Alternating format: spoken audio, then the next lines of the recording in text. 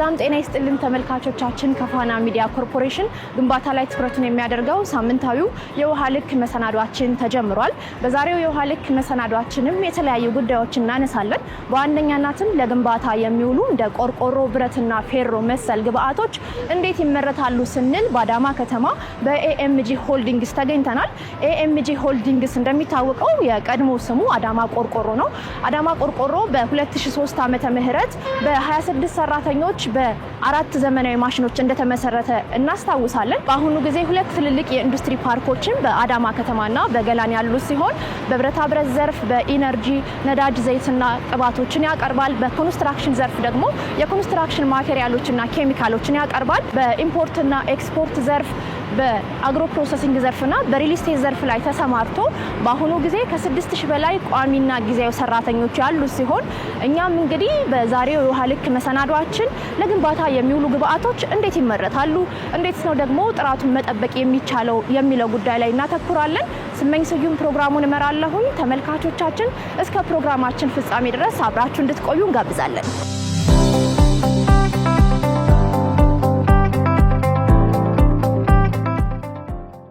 ጤና ይስጥልኝ። ሰላም ነው? እንስከናለን። የኮንስትራክሽን ግብአቶች እንደ ቆርቆሮ፣ ብረትና ሚስማር እንዴት ይመረታሉ ስንል ነው ቆይታ ልናደርግ የመጣ ነው። እሺ፣ እንኳን ወደ ኤኤምጂ ሆልዲንግስ እህት ኩባንያ ወደ ሆነው አዳማ ኤኤምጂ ብረታ ብረት በሰላም መጣችሁ። እንግዲህ ፋብሪካችን ብዙ የብረታ ብረት ወይም ደግሞ የኮንስትራክሽን ግብአቶችን ያመርታል። እነኛን በቆይታችን አብረን የምንቃኛቸው ይሆናል። ቦታቸው ላይ ስንደርስ ወደ ፋብሪካችን ለመግባት ይሄ አንዱ የድርጅታችን እንግዶች ሲመጡ የምንቀበልበት መንገድ ነው። ሴፍቲ ቤልት ነው አንጸባራቂ። እችን ታደርጊልኛለሽ?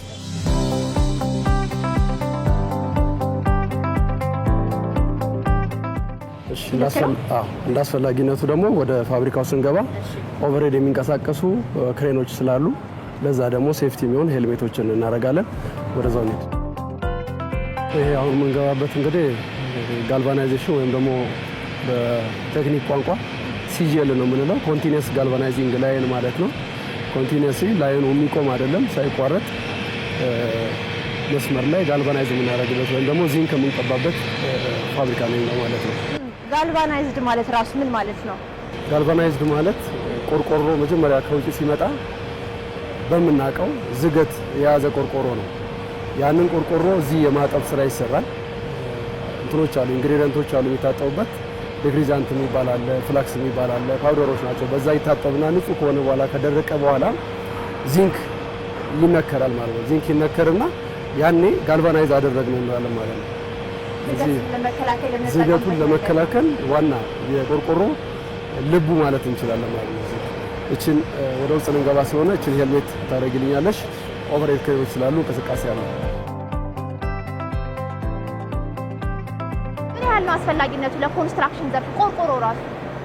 ከደረስንበት የእድገት ደረጃ ወይም ደግሞ የኮንስትራክሽን ዘርፍ አንጻር ቆርቆሮች ትልቅ አስተዋጽኦ አላቸው። ከመነሻው እስከ መጨረሻው ድረስ ቆርቆሮ አስፈላጊ ነው፣ ከግድግዳው እስከ ጣራው ድረስ ስለሚያስፈልግ ማለት ነው። ስለዚህ ቆርቆሮ አስፈላጊነቱ ከዝናብ መከላከል ባሻገር ብዙ ቴክኖሎጂዎችን ከተጠቀሙ ፈንገስ፣ ባክቴሪያዎችን የሚመሳሰሉ ነገሮችም ጭምር ወደ ውስጥም እንዳይገቡ የማድረግ ባህሪ ያላቸው ቆርቆሮ አይነቶች አሉና ከዛ ውስጥ ደግሞ አንዱ እኛ የምንቀባው ቴክኖሎጂ ያን የተከተለ ነው። ስለዚህ ባክቴሪያዎችም ፈንገስም ወደ ውስጥ አይገቡም፣ ፕሮቴክት ያደርጋል ማለት ነው። ቆርቆሮ እንዴት ይመረታል የሚለውን ሂደቱን ይንገሩን። ይሄ ክፍል ሲጂኤል ይባላል ወይም ደግሞ ኮንቲኒየስ ጋልቫናይዚንግ ላይን ይባላል። የማይቆም ችግር አጋጥሞት መብራት እንኳን ቢጠፋ በፍጥነት ወደ ቼንጅ ኦቨር ስዊች ገብቶ ላይኑ እንዳይቋረጥ በጀነሬተር የሚሰራበት መንገድ ነው ያለው ማለት ነው። ያ ማለት እዚህ ቆርቆሮ እንግዲህ የመጀመሪያ ጥሬ ዕቃው ግብአት የምናገኘው ኢምፖርት ነው የምናደርጋቸው። ጥሬ ዕቃውን ሲአር በሚባል ሌቭል ወይም ደግሞ ኮልድ ሮል በሚባል ሌቭል ላይ ኢምፖርት እናደርጋለን። ኢምፖርት ከሆነ በኋላ እዚህ ላይን ላይ ለማስገባት የመጀመሪያው ስራ የሚሆነው ሲመጣ ቆርቆሮ ምናልባት ወደብ ላይ ቆይቶ ሊሆን ይችላል፣ ሞይስቸር ሳክ አድርጎ ይሆናል፣ ኦይሊ እንትን ሊኖረው ይችላልና ያንን ዘይት የያዘ ነገር ሊኖረው ስለሚችል ያንን ለማጽዳት የመጀመሪያው ላይናችን የክሊኒንግ ስራ ነው። የማጽዳት ስራ ንጹህ አድርጎ ወደ ቅቡ ለመምጣት ፕሪ ኮንዲሽኖች አሉትና ያንን ዲግሪዛንት ፍላክስን በመጠቀም ክሊን የማድረግ የማጠብ ስራ ይሰራል ማለት ነው። ዘይት ፓርቱ ሙልጭ ብሎ ከጸዳ በኋላ ወደ ፕሮሰስ እንቀጥላለን። ስንቀጥል የምናገኘው ፒክሊንግ የሚባል አለ። ፒክሊንግ እዛ ታጥቦ የመጣውን እንደገና መልሶ ክሊን የማድረግ በሙቅ ውሃ ደግሞ እንደገና ክሊን የማድረግ ስራ ይሰራል። ሲቀጥል በብረሽ ነው የሚታጠበው። በጣም ፕሬሸራይዝ በሆነ ውሃ የማጠብ ስራ ነው የሚሰራው። በሙቅ ውሃ በሙቅ ውሃም በብሩሽም ነው የሚታጠበው። አንዳንድ አሁን ይሄ ቴክኖሎጂ የመጨረሻው አሁን በቅርብ ያለ ቴክኖሎጂ ነው። ከሱ በፊት የነበሩት ዲፕ የሚባል ነው። ጥልቀት ይገባሉ፣ ብዙ ሳያስለቅቁ ይወጣሉ። ይሄኛው ግን በጣም ክሊን የማድረግ ባህሪው የተሻለ ነው ማለት ነው። ስለዚህ ከዛ ቀጥለን የማድረግ ስራ ነው የሚሰራው። በጣም የማድረግ ስራ በኦቨን ውስጥ የማድረግ ስራ ይሰራል። ቀጥሎ ወደ ፈርነስ ውስጥ ይገባል። ፈርነስ ውስጥ የሚገባው ዚንክ ለመቀባት ነው። ጋልቫናይዝ የምንለው ያንን ነው። አንድን ቆርቆሮ የሚያስብለው የሚቀባው ዚንክ መጠን ነው። እዚህ ጋር የሚቀባ ቆርቆሮ ስታንዳርድ የፈቀደው አለ። ሁለት አይነት ነው እዚህ ላይ የምንቀባው። አንዱ ለመደበኛ ቆርቆሮ ወይም ደግሞ በዚህ ሌብል ነጭ ቆርቆሮ የምናመርትበት ምንም አይነት ቀለም ያልተቀባ በተለምዶ ሽንሽን ቆርቆሮ የምንለው እቺ ነጯ ማለት ነው። ነጯ ቆርቆሮ ሁለት ሜትር የምትቆርጣ ቆርቆሮ የሚቀባ ላይን አለን። ይሄው ላይን እንደገና ደግሞ ፈርዘር ስቴፕ ሄድና ከለር ይቀባል። ከለር ሲቀባ ደግሞ እዛው ላይ አሁን ለሁለቱ የምንቀባው የዚንክ መጠን ይለያያል። በከለር የሚሸፈኑ ገበያ ላይ አብዛኞቹ ያሉ የዚንክ መጠናቸው በጣም አነስተኛ ነው። እዚህ ግን የምንቀባው ስታንዳርዱ በፈቀደው ነው። ለምሳሌ 0.2 የሚባል አለ፣ 0.25 አለ፣ 0.32 አለ፣ 0.4 ይባላል። እነኚህ ሁሉም የየራሳቸው ስታንዳርድ ያስቀምጥላቸው ቅብ አለ። በነጩ ለሽንሽን የምንቀባ ሲሆን 0.20ውን ወይም ደግሞ 35 ጌጁን በ120 እንቀባለን ማለት ነው። እሱ ኖት ፎር ሩፊንግ የሚል ስታምፕ ይመታበታል፣ ስታንዳርዱ ያስቀመጠው ማለት ነው። ለጣራ አገልግሎት የማንጠቀማቸው ለአጥር የምናውላቸው ማለት ነው። ቀጥሎ ያለው ላይ 32 ጌጅ ሲሆን 32 ጌጅ ላይ 180 ነው የምንቀባው። 180 እሱ ከፍ ያለ ነው። ይሄ አገልግሎቱ ከ40 እስከ 50 ዓመት ያገለግላል። አሁን በዚህ ስንቀባ ማለት ነው። ሶስተኛ ላይ የምንቀባው 30 ጌጅ ነው። 30 ጌጅ 220 ግራም ፐር ሜትር ስኩዌር ነው የምንቀባው። እንዲሁ ደግሞ 0.40 ወይም ደግሞ 28 ጌጅ የሚባለው እጅግ በጣም ወፍራሙ ማለት ነው። እሱም 220 ግራም ፐር ሜትር ስኩዌር ይቀባል ማለት ነው። ይሄ በትክክል ስታንዳርዱን ጠብቆ ከተቀባ አሁን የምለውን ህይወት ወይም እድሜ ይኖረዋል ማለት ነው። ይሄ ለጋልቫናይዙ ነው አሁን ያለው። ለከለር ደግሞ ፕሮሰስ ሲደረግ 80 ግራም ፐር ሜትር ስኩዌር ይቀባል። ለምን? እንደገና ከለር ደግሞ ስለሚቀባ ማለት ነው። እነኚህን ስንቀባ ፈርነስ ውስጥ እነኚህን ለነጩ ወይም ደግሞ ለሽንሽኑ የምንቀባቸው ዚንክ አለው፣ ሊድ አለው፣ ቲን አለው። እንዲሁ ደግሞ ሌሎች ኢንግሪዲየንቶችን ጨምሮ ክሮሜትን ጨምሮ ብዙ እዚህ አካባቢ ላይ የሚቀቡ ነገሮች አሉ። የባለ ከለሩ ደግሞ 80 እንደቀባን ልክ እዚህ ጋር በምናያቸው መሰረት የዚህ አውትፑት ለሌላው ደግሞ ለምንቀጥለው ሲሲኤል ለሚባለው ወይም ደግሞ ከለር ኮቲንግ ላይን ላይ ግብአት ይሆናል ማለት ነው። የምትቆጣጠሩበት ማሽንም አለ አይደለ? እስኪ ስለ ማሽኖቹ ማሽኖች የምንከታተላቸው ከምንም በፊት ማሽን ደህንነቱ ነው የሚቀድመው። የማሽን ደህንነት የምንቆጣጠረው የቴክኒካል ቲም አለ። ሜካኒካል ኢንጂነሮችን የያዘ ኤሌክትሪካል ኢንጂነሮችን የያዘና እንዲሁ ደግሞ በማሽኒንግ ቴክኖሎጂው ስኪልድ የሆኑ ማንፓወሮች አሉ። እነኛን ሰዎች አሳይን በማድረግ ፕላንድ የሆነ ስኬጁል የሆነ ሜንቴናንስ ስኬጁል አለ። በዚህ ስኬጁል ፕሪቬንቲቭ ሜንቴናንስ ይሰራል፣ ኢንስፔክሽን ይሰራል፣ ብሬክዳውን ይሰራል፣ ኦቨርኦል ሜንቴናንስም ይሰራል ማለት ነው። እዚህ ውስጥ ይሄንን ኮንትሮል የምናደርግበት እያንዳንዳቸው ኮንትሮል ቦርዶች አላቸው። እያንዳንዱ ስፔሲፊክ ለሆኑ ላይኖች ማለት ነው ቦታቸው ላይ እነኚህ ስራቸውን ሲጨርሱ ግን ከአንድ ቦታ ላይ ሜን ኮንትሮል አለ። እዛ ላይ ሆኖ ደግሞ ዋና ኦፕሬተሩ ኮንትሮል ያደርጋል ማለት ነው። እናመሰግናለን። ቀጣይ ወዴት ነው የምንሄደው? ቀጣይ የምንሄደው ወደ ላብራቶሪ ምንድን ነው ላብራቶሪ ውስጥ የሚሰራው የሚለውን ደግሞ እነኚህ ቆርቆሮች ምን ፓራሜትር ነው የሚታዩት፣ የሚያመጡት ዲፌክት ምንድን ነው፣ ምን አይነቱ ዲፌክት የሚሆነው፣ ምን አይነቱ ነው ፓስ የሚያልፈው፣ ነን ኮንፎርም የሚባለው የትኛው ነው የሚለውን ነገር እዛ ውስጥ በደንብ እናያለን። የሚወሰዱ ሳምፕሎችንም በዛው እናያለን ማለት ነው።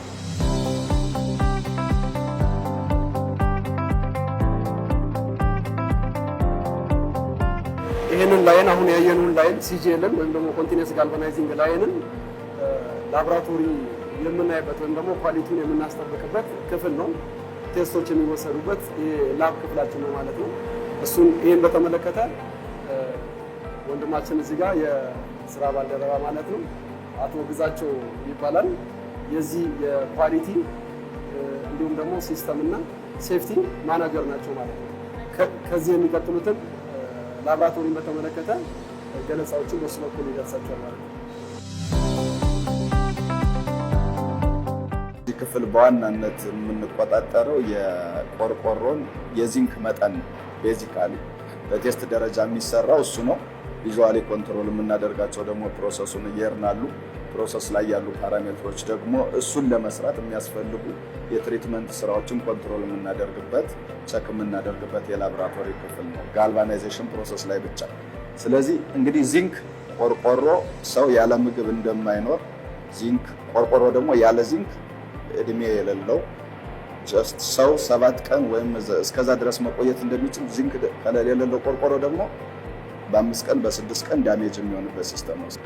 ይህን ስናደርግ መነሻችን እንግዲህ ሁለት ነገር ነው። አንደኛው የናሽናል ስታንዳርድ ነው። ናሽናል ስታንዳርድ ያስቀመጠው የዚንክ መጠን አለ፣ በሱ ጋይድ እንደረጋለን። ሁለተኛው ኢንተርናሽናል ትሬንዶች አሉ። ሶስተኛው የከስተመር ሪኳየርመንት ነው። አንዳንድ ከስተመር ከስታንዳርዱ ወጣ ያለ እንትን ሪኳየር ስለሚያደርግ፣ ስለዚህ በዛ መሰረት ናሽናል ደረጃ ባስቀመጠልን መሰረት የዚንክ መጠኑን ቸክ አድርገን ኤኒ ዳውት ካለ ኤኒ ጥርጣሬ ካለ ለፕሮዳክሽን ኢንፎርም እናደርጋለን። ኤቭሪ ነገር በኳሊቲ ኮንፊርም ተደርጎ ወደ ቀጣይ ፕሮሰስ እንዲያልፍ አይዘር ለጋልቫናይዜሽን የሚባለው ኖርማል ቆርቆሮ በነጭ ቆርቆሮ እንዲወጣ ኦር ደግሞ ለፔንቲንግ እንዲሄድ የኳሊቲ ኮንፊርሜሽን ግድ ነው ማለት ነው። ሳምፕል ያለችን በዚች ነው ስታንዳርዱ የሚያስቀምጠው። 5 በ5 ሳምፕል ቁረጡ ይላል። 5 በ5 እዛ ጋር ኦፕሬሽን እንትኖች አሉ። 10 5 በ5 ሴንቲሜትር ሳምፕል ከወሰድን በኋላ ኤችሲኤል ውስጥ እንከታለን። በዚች ውስጥ ምን ያህል አለ ዘንድ በካሬ ምን ያህል ያለ ነው ስታንዳርዱ የሚያስቀምጠው። በአንድ ካሬ ውስጥ ምን ያህል የዚንክ መጠን አለ የሚለውን ነው የሚጠይቀን የሚያስገድደን ናሽናል ስታንዳርዶች የሚያስቀምጡ። ስለዚህ በዚች ካስለቀቅን በኋላ አሲድ ውስጥ ከከተትን በኋላ በዋተር እናጥበዋለን። እዚች ጋር ድራይ እናደርገዋለን። ምክንያቱም እርጥበቱ የራሱ ክብደት ስላለው ፎልስ ሪዛልት እንዳይሰጠን እዚህ ጋር ድራይ ካደረግን በኋላ ሞይስቸር አሁንም አብዞርብ እንዳያደርግ እዚህ ዴሲኬተር ይባላል ለኛው እዚህ ውስጥ እንከተውና አብዞርብ አድርጎ እዚህ ጋር ወይቱ ላይ ሌላ እንትን እንዳያመጣብን እዛ ጋር ያ ዴሲኬተሩ ኒውትራላይዝ ያደርገውና ሞይስቸር አብዞርብ እንዳያደርግ ሳምፕሏ ሰርፌሱ ላይ ሞይስቸር ከኤሩ ላይ እንግዲህ አሁን አይመስለንም አይደል ከኤሩ ላይ ሰም ፓርት አብዞርብ አድርጎ ሰርፌሱ ላይ ከተጣበቀ ኢምባላንስ ይፈጥርብናል። እቺ ኤሌክትሮኒክስ ባላንስ ስለሆነ 0.001 ዲቴክት ታደርጋለች። ስለዚህ እሷ እየተጠራቀመች ሌላ ሪዛልት እንዳታበላሽብን ዴሲኬተሩ ያንን ኒውትራላይዝ ማድረጊያ ዲቫይስ ነው ማለት ነው። ዘንድ እሱ ጋር ለአንድ ደቂቃ ካቆየነው በኋላ አምተን ዌይት እናደርገዋለን። እንግዲህ ዌይቲንግ ሁለቴ ነው። ዚንኩ ከመልቀቁ በፊት ዌይት እናደርገዋለን። ዚንኩ ከለቀቀ በኋላ ዌይት እናደርገዋለን። የለቀቀው ፓርት ዌይት ዲፈረንሱ የዚንክ መጠኑ በዚች ውስጥ ዘንድ ወደ ሜትር ስኩዌር ስኬላፕ አድርገን ቀይረን ስታንዳርዱ በሚያስፈልገን እንትን መሰረት እዚህ ጋር እናስቀምጣለን። እናመሰግናለን በጣም።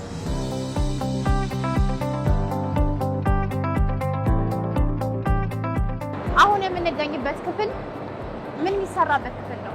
ይሄ ክፍል እንግዲህ ሲሲኤል ይባላል። ሲሲኤል ማለት ቅድም ያየኑ ሲጂኤል የሚለው ኮንቲኒየስ ጋልቫናይዚንግ ከለር ነው ያልነው።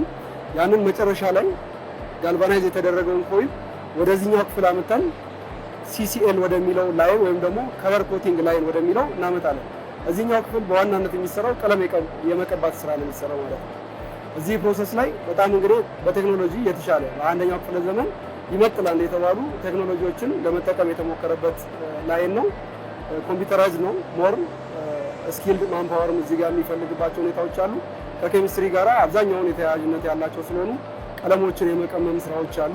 ያንን ደግሞ ላቦራቶሪ ውስጥ ቴስት የማድረግ ስራዎች አሉ። ቀለም መቀቢያ ክፍል ውስጥ ያው እንደ ስሙ የምንረዳው ቀለም ነው የምንቀባው። እዛ ጋር እንደ ድርጅት ወደ 16 የሚሆኑ የቀለም ዝርያዎች ወይም ደግሞ የቆርቆሮ ከለር አይነቶችን እንቀባለን። ከነኚህ ውጪ የሆኑ ደግሞ ከስተማይዝ አድርገን ደንበኛው በሚፈልገው ከለር ልክ ቲንት እያደረግን ቲንት ማለት ማዳቀል ማለት ነው። አዳቅለን ወደምንፈልገው ከለር የማምጣትና ለደንበኛ የመስጠት ስራ እዚህ ውስጥ ይሰራል። በዋናነት ደግሞ ቤዚክ የሚባሉ ከለሮች ሁለት አይነት አሉ። አንደኛው ፖትሪ ክሌ ወይም ደግሞ ሪንክል የሚባሉ ሪንክል ሻካራ የሆኑ ቆርቆሮችን እናመርታለን። አዘሴም ታይም ደግሞ ስሙዝ የሚባሉትን እናመርታለን። ስለዚህ ሁለቱንም አይነቶች እዚህ ጋር እንደምታዩቸው መጨረሻው ጥቁጣቸው ይሄ ነው። ፋይናላይዝ ከሆነ በኋላ ወደሚቀጥለው ስቴፕ ወይም ደግሞ ደንበኛው በሚፈልገው ዲዛይን ከለር ቲክነስ እና ስፋት መሰረት እያመረትን ለደንበኛው እናደርሳለን ማለት ነው።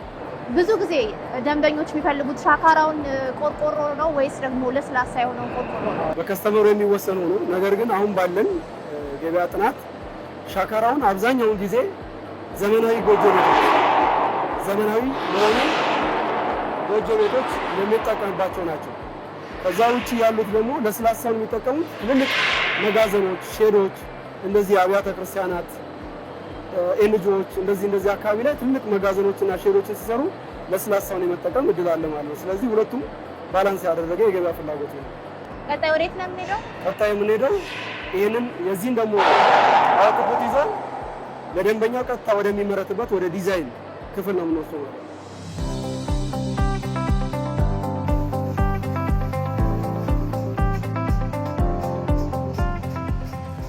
ዛሬ እንግዲህ ለግብአት የሚውለው ቆርቆሮ እንዴት ይመረታል ስንል ነው ቆይታ እያደረግን የምንገኘው። ቆርቆሮ ተጠቅልሎ ታጥቦ ኬሚካል ተቀብቶ ከዚያ በኋላ ደግሞ ቀለም የሚቀባበት ክፍል ጋር ሄደን ቀለም ተቀብቷል። አሁን ደግሞ የመጨረሻው ደረጃ ላይ ያለበት ክፍል ደርሰናል። እዚህ ክፍል ምን ይሰራል? እንደምናየው ይሄ ፕሮፋይል ነው የሚባለው፣ ፕሮፋይል ሩም ነው የሚባለው። ይሄ ማለት ቅርጽ ማስያዣ ነው። እስካሁን የመጣንባቸው ክፍሎች ለዚህ ግብአት የሚሆኑ ናቸው። የመጨረሻው ይሄ ፍሬውን የምናይበት ወይም ደግሞ ደንበኛው ባዘዘው ዲዛይን ስፋትና ቲክነስ ልክ የሚመረትበትና መቁረጫ ልኬትን ባመጣው ደንበኛው የሚመረትበት ክፍል እንገኛለን። ስንት አይነት ቆርቆሮዎች አሉ? በአይነት የምንከፋፍለው ከሆነ በቆርቆሮ ደረጃ ከሆነ አሁን በምንለው እኛ በሰየምናቸው ስሞች አዳማ ታይልስ፣ ሞሚና ታይልስ፣ ኢትዮ ታይልስ፣ አገሬ ታይልስ፣ የኔ ታይልስ የምንለው አለ። ከዚህ ውጪ ደግሞ ኤጋዎች አሉ። ኤጋ 300፣ ኤጋ 400፣ 500፣ 600 ድረስ አሉ። በቦያቸው ቁጥር ልክ ስም የተሰጣቸው ማለት ነው። ከዛ ውጪ ደግሞ የበረንዳ ጌጦችን ወይም ደግሞ ካርቪንግ የምንላቸውን የሚመረትበት ክፍል ነው ማለት ነው። ልዩነታቸው ምንድነው? አገልግሎታቸውስ ምንድነው? ልዩነታቸው እነኚህ እንደምናያቸው ባለጌጦቹ አሁን ላይ ያለ ዘመኑ የደረሰበት ባለጌጥ ጎጆዎችን የምንሰራው በእነዚህ ነው ማለት ነው። ለበረንዳ ደግሞ ሲሆን ጫፉ ላይ እጥፍ ያለ ከስሙ እንደምንረዳው ካርቪንግ ማለት በረንዳ ላይ የምንጠቀመው ጌጥ ማለት ነው በረንዳው። ከዛ ውጭ ያሉት ግን እነኛ አሁን ሞሚና፣ ኢትዮ፣ አዳማ እያልን ያለናቸው የዲዛይን ስታይላቸው ይለያያል እንጂ በስፋቱም በቲክነስም አንድ አይነት ናቸው።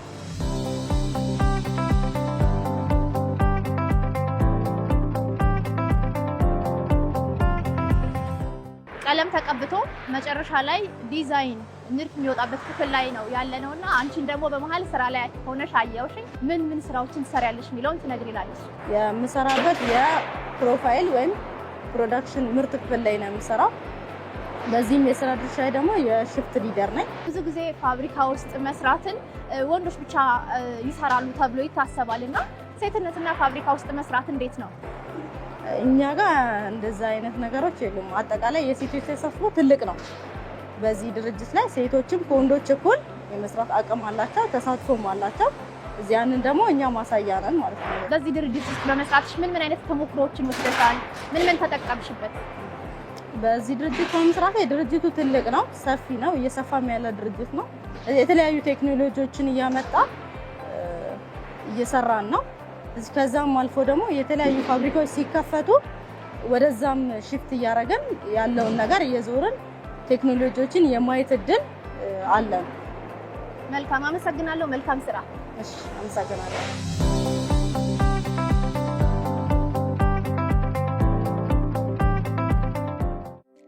እዚህ ላይን ላይ የሚመረተው በዋነኝነት በተጨማሪ ከኤምጂ ስቲል ምርቶች ውስጥ አንዱ የሆነውና እጅግ በጣም ኳሊቲ የሆነ ምርት በተለምዶ ስሙ ዴክራ የሚባል ምርት ነው። በእኛ ስካይ ታይልስ እንለዋለን። ይሄ ምርት እጅግ በጣም ኳሊቲ የሆነ ምርት ነው። እጅግ እንደምታዩ እዚህ ላይ ሳንድ ነው ያለው ወይ ደግሞ አሸዋ ነው ያለው። ይሄ ማለት ትልቅ የፀሐይ ብርሃንን የሚቋቋም ሬዚስታንስ የማድረግ የፀሐይ ሙቀትን ሬዚስት የማድረግ አቅም አለው ማለት ነው። እንዲሁም ኬሚካሎችን ሞይስቸርን እጅግ ሬዚስት በማድረግ ረጅም ጊዜ ዱረብል የሆነ ረጅም እድሜ ሊያገለግል የሚችል ምርት ነው ማለት ነው። ይሄ ከኛ ምርት ከአዳማ ቆርቆሮ ወይ ደግሞ ከኤምጂ ስቲል ምርት አንዱና ዋነኛው ነው። ይሄ አሸዋ ለበስ ቆርቆሮውን ከሌሎች እስካሁን ካየናቸው ቆርቆሮዎች የሚለየው አንደኛ የፀሐይ ብርሃን መቋቋሙ ነው። ሌላኛው ይሄ እንደሌላው መደበኛ ቆርቆሮ ለጣራ አገልግሎት ነው የሚሆነው። ይሄ ለየት የሚያደርገው ሳንድ መሆኑ ነው። እዚህ ጋር የምታዩት ሲልከን ሳንድ ነው። በባህሪው ሳንድ ድንጋያማ ነገር ስለሆነ ከፍተኛ የፀሐይ ሙቀትን ተቋቁሞ በውስጥም በውጭም ያለውን ለምሳሌ ውስጥ ሆነን ቤት ውስጥ ሆነን በሌሎች መደበኛ ቆርቆሮዎች ውጭ ያለው አትሞስፌር ወይ ደግሞ ውጭ ያለው ሙቀት ቤት ውስጥ ይሰማናል። ይሄ ግን እንደዛ አይደለም። ያንን አብዞርብ አድርጎ ውጭ ያለውን ኤንቫይሮንመንት ሴንስ እንዳናረግ ተመሳሳይ የሆነ ኤንቫይሮንመንት ውስጥ ላይ ሴንስ እንድናረግ የሚያደርገን የምርት አይነት ነው። ምን ያህል ውፍረት አለው አሁን ይሄኛው ቆርቆሮ? የቆርቆሮ ውፍረት 0.40 mm 0.4 mm ይሄኛው ሳንድ እስከ 0.5 mm ሊያደርስ ይችላል ማለት ከፍ ያደርገዋል። መኖሪያ ቤትን ብቻ ለመስራት ነው የሚያገለግለው? ኦፍኮርስ መኖሪያ ቤትን ሎጆችን በተለይ አሁን ላይ ሎጆች በዚህ ነው የሚሰሩ። በሀገራችን ላይ እንደምታወቀው ሎጆች በብዛት እየተሰሩ ነው። ሎጆች በደንብ የሚመረጠው ለሎጆች ይሄ ነው አሁን በዚህ ሰዓት ላይ ማለት ነው። ሞር እንደውም ዋና ከስተመራችን አሁን ሎጆችን እየሰሩበት ያሉት በዚህ። እናመሰግናለን በጣም ቴንክ ዩ። እናመሰግናለን።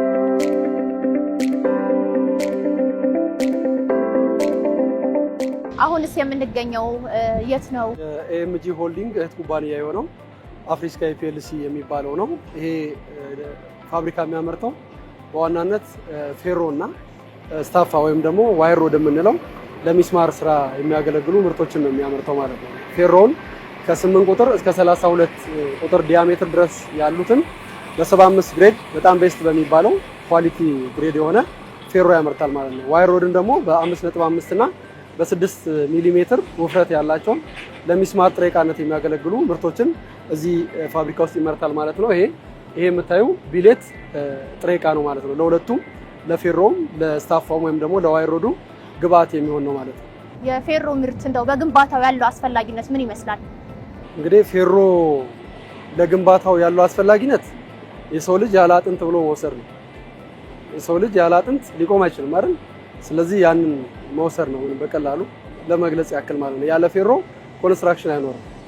ጊዜ አሁን ቴክኖሎጂዎች እየቀየሩ ሲሄዱ ምናልባት ወደ ስትራክቸራል ተገጣጣሚዎች ወደዛ የሚሄዱ ከሆነ ቴክኖሎጂው አብሮ እያደገ የሚሄድ እንጂ ያለ ፌሮ ግን ግንባታ የሚታሰብ አይደለም። መልካም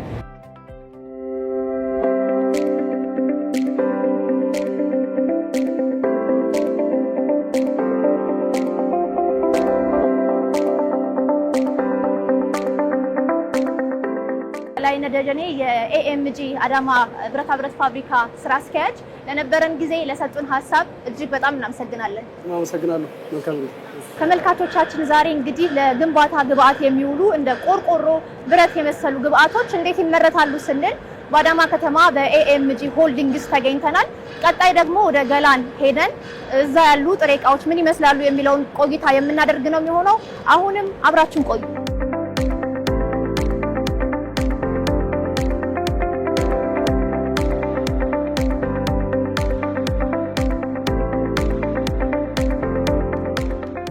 ጤና ይስጥልኝ።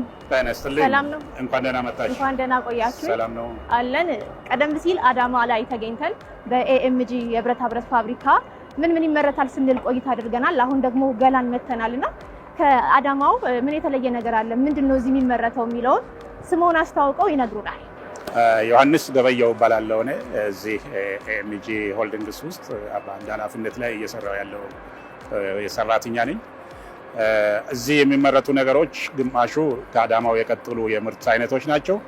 ሌሎቹ ከዛ ውጭ የሆኑት ደግሞ በተለይም በቫሊዩ አድ አድርገን የምናመርታቸው የመኪና ቦዲ፣ የነዳጅ እና የውሃ ታንከር ቦቴዎች በተለያየ ሳይዝ፣ ስማርት ፖል በተለያየ አይነት ከተማ ውስጥ የምናያቸው ሌሎችም የብረት አይነት በየትኛውም አይነት ጥያቄ ቢመጣ ፋብሪኬት አድርገን ለገበያ የምናቀርብበት ምርት እዚህ ነው ያለው። እንግዲህ ምርቶችን አይተናል። እንዴት ነው ወደ ተጠቃሚ ተደራሽ የምታደርጉት? የገበያ ትስስራችሁስ ምን ይመስላል? ምርቶቻችንን እንግዲህ ለገበያ ስናቀርብ እኛን ድርጅት ለየት የሚያደርገው ምርት በራሳችን ትራንስፖርት እናደርስ በመላ ሀገሪቱ ከ40 በላይ ቅርንጫፎች በመላ ሀገሪቱ አሉ። በዛ በየቅርንጫፉ ተነስቶ የሚመጣ ኦርደር በሙሉ በራሳችን መኪና ቆርቆሮ እና ከቆርቆሮ ጋር የተያዙ ምርቶችን ለደንበኞች እናደርሳለን። ብረት ምርቶችን ደግሞ ደንበኞች በራሳቸው ይወስዳሉ። ለሱ የተወሰኑ ነገሮች ከነሱ ጋር ዲል እያደረግን የምንሄድበት ነው። ሽያጫችን ኦርደር ቤዝድ የሆነ ያለ በትዕዛዝ የሚሰራ በመላ ሀገሪቱ ያለው ቅርንጫፎች በኩል የሚመጣውን ኦርደር ለደንበኞች እነዚህ አሁኑ ፍሎር ላይ የሚታያቸው ምርቶች በሙሉ እያንዳንዱ ደንበኛ ያዘዛቸው የምርት አይነቶች ናቸው። እነዚህን ሰብስበን እንደዛ እንሰራለን። ስቶክ ቤዝ ደግሞ መደበኛ ቆርቆሮ የምንላቸው ስቶክ ቤዝ ናቸው። ተመርተው ይቀመጡና ደንበኛው ሲፈልግ ከሱ ላይ እያነሳን እንሰጣለን። በዚህ መልኩ እየሰራ ለደንበኛ እናደርሳለን። እንደ ቆርቆሮ በማምረት ሂደት ውስጥ ፈታኙ ነገር ምንድን ነው? ማምረት ሂደቱ ላይ ሳይሆን ገበያው ላይ ነው ብዙ ፈታኝ ሁኔታ ያለው። ማምረት ሂደቱ ላይ ምንም ችግር የለውም። ደረጃውን የጠበቀ ጥሬ ዕቃ ስለምናመጣ ማሽኑ ስታንዳርድ የጠበቀ የጃፓን ማሽን አብዛኛውና የአውሮፓ ማሽን ስለሆነ ችግር የለውም።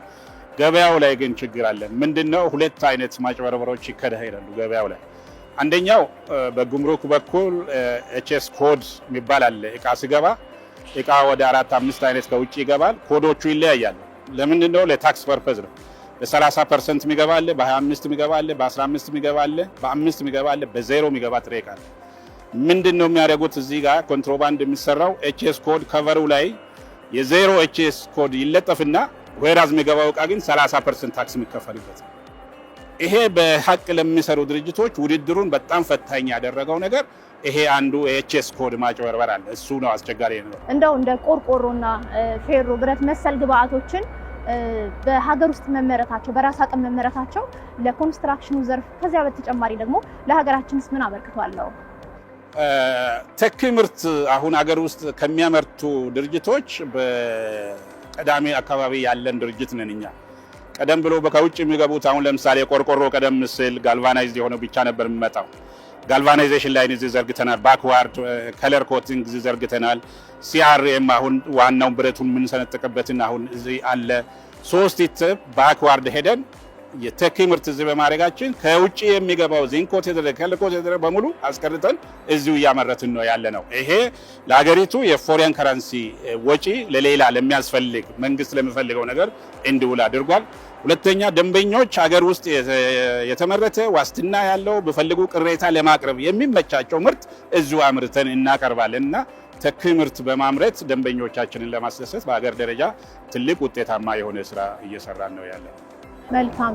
ኤኤምጂ ሆልዲንግስን በፋብሪካው በተለይም ደግሞ ለቤቶች ለኮንስትራክሽኑ ዘርፍ የግንባታ ግብአቶችን በማቅረብ በቀጣይ ምን አይነት የኮንስትራክሽን ግብአቶችን ያቀርባል? ምን ስራዎችን ለመስራት አስባችኋል? በብረት ዘርፍ ብቻ ከ274 በላይ አይነት ምርቶችን ለገበያ ዛሬ ላይ እያቀረብን ነው ያለ ነው። በሚቀጥሉት ጊዜያት ፕሮጀክት ላይ ያለ አሁን ከጀርባ እየተሰራ ያለ ብረት ከአፈርና ከስክራፕ በመጀመር አይረን ኦር አገር ውስጥ አለ። እሱ እየተሰበሰበ ነው። ማሽኑ እየተተከለ ነው። ከተወሰኑ ወራት በኋላ አገር ውስጥ ማምረት እንጀምራለንና የብረት ምርት ከዚህ በኋላ ከአጭር ጊዜ በኋላ ሙሉ ለሙሉ አገር ውስጥ ይመረታል። ከውጭ ማስገባት እስከሚቀር ድረስ ለሀገሪቱ ግብአት ለማቅረብ እየሰራን ነው ያለነው። ሌሎችም የኮንስትራክሽን መስተዋት፣ አልሙኒየም፣ ችፑድ፣ ሌሎችም እንደዚሁ ተያያዥ ከኮንስትራክሽን ጋር የተያዙ ከ40 በላይ ኢንዱስትሪዎች እዚህ ግቢ ውስጥ ይገነባሉ። ይሄ ራሱን የቻለ አሁን ገላን ኢንዱስትሪ ፓርክ የምንለው የዛን ያህል ስራ እየሰራ ነው። ከጀርባ በጣም ትላልቅ ፕሮጀክቶች ግንባታ ላይ ነው ያለው። 2022 ላይ በጥራትና በአቅርቦት ምስራቅ አፍሪካን ቀዳሚ ድርጅት ለማድረግ እየሰራን ነው ያለነው። እንዲሁም በዓለም ገበያ ውስጥ ገብተን የኢትዮጵያን ምርት ለተለያዩ ዓለም ሀገራት ኤክስፖርት ለማድረግ በብረትም በሌሎችም በያዝናቸው ዘርፎች ለመስራት እየተጋን ነውና የዛ ሰው ይበለን። ያን ጊዜ ደግሞ መታችሁ እንደገና ታዩታላችሁ። እኛም እናመሰግናለን። እናመሰግናለን በጣም።